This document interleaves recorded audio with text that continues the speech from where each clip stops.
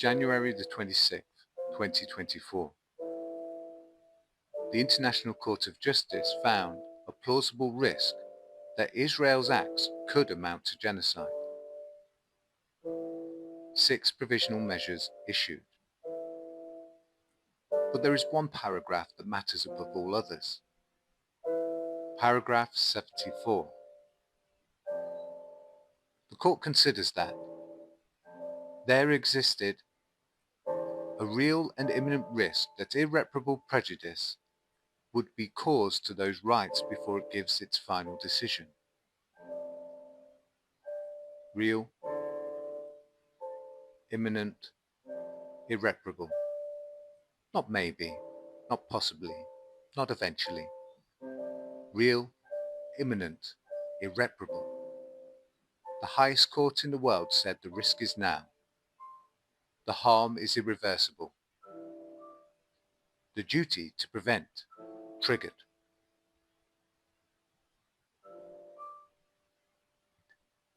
After the ruling, fewer trucks entered than before. Human Rights Watch and Amnesty International confirmed Israel had not complied with the provisional measures. Cement, steel, glass, water pipes, all restricted as dual use. This is a system designed to make life impossible.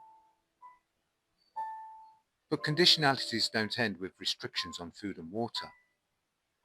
They extend into the air Palestinians breathe, the ground they walk on. 73,459 Palestinians killed. 81% of all structures damaged or destroyed. 92% of housing stock gone. $35.2 billion in direct damages. 86% of agricultural land damaged. 73 out of 84 sewage pumping stations destroyed. 93% of households facing water insecurity. Polio detected for the first time in 25 years. Over half of medical facilities closed. 498 strikes on healthcare documented.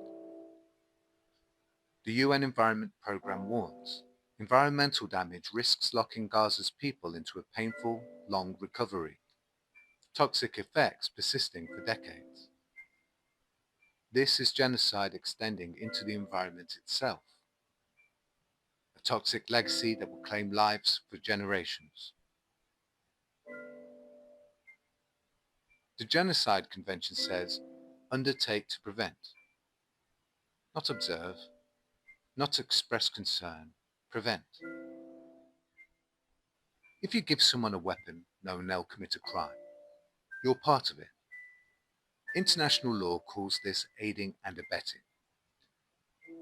The UK says it respects international law. It doesn't.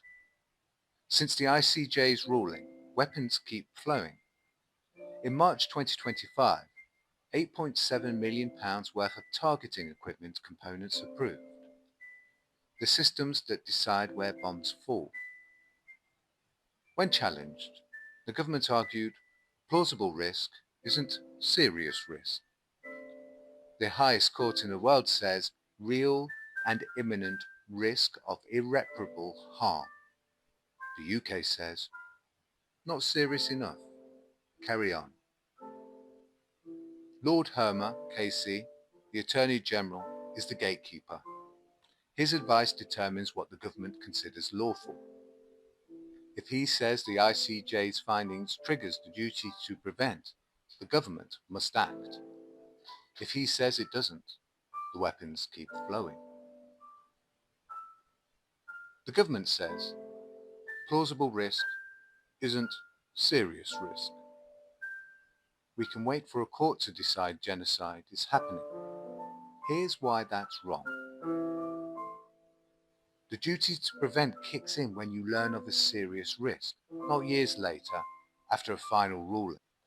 The ICJ itself said in 2007 the duty arises at the instant that the state learns of, or should have learned of, the existence of a serious risk. If you can only act after genocide is confirmed, the people are already gone. That's not prevention. Before becoming Attorney General, Hermer said Israel's siege was almost impossible to conceive as legal. He said we should be militant about the rule of law. Now he's in government, and 3 ICJ warnings aren't enough. The UK's argument isn't a legal position. It's an excuse to keep selling weapons. 9 months after the ICJ warning, Amnesty International confirmed violations continue. Delay is not neutral. Delay is not pause. Delay is the mechanism through which complicity continues. Delay is the mechanism through which people die. Delay is choice. Delay is the destruction of the Palestinian people. The laws exist. The UK chooses not to use them. There's the International Criminal Court Act 2001. Aiding and abetting genocide is a criminal offence. Maximum penalty, life imprisonment. Strategic Export Control Order 2008 could revoke all arms export licenses tomorrow. Sanctions and Anti-Money Laundering Acts 2018 could freeze assets, sanction officials. Proceeds of Crime Act 2002 could seize profits from complicity. Criminal Justice Act 1988 criminalises torture. New regulations in May 2026. Strict liability for sanctions breaches. The "we didn't know" defence ends. The framework exists. The power exists. The only thing missing is will. The conditionalities imposed on Gaza are not collateral damage. They are the mechanisms through which a people are being destroyed. 73,459 killed. 81% of structures damaged or destroyed. A toxic legacy poisoning generations. Aiding and abetting is not just a legal concept, it's a moral truth. A criminal offence under UK law. The court has spoken 3 times. The risk is real and imminent. The duty is clear. The law exists. ايش اللي صار يا خالد؟ وين نروح يا عالم؟ وين نروح يا ناس؟ يا عمي احنا تعبنا.